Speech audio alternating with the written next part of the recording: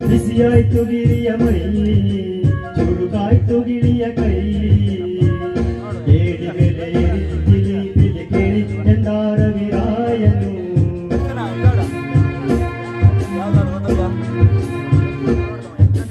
ಮರಗಿಡದ ತಲೆಯ ಒರೆಸಿ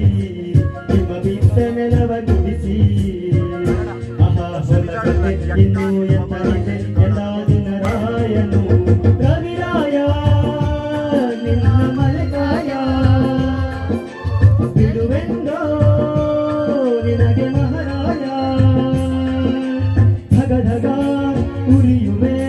ಜಗ ಜಗ ಬೆಳಗುವೆ ನೀನು ಬರದೆ ದಿನವಿಲ್ಲ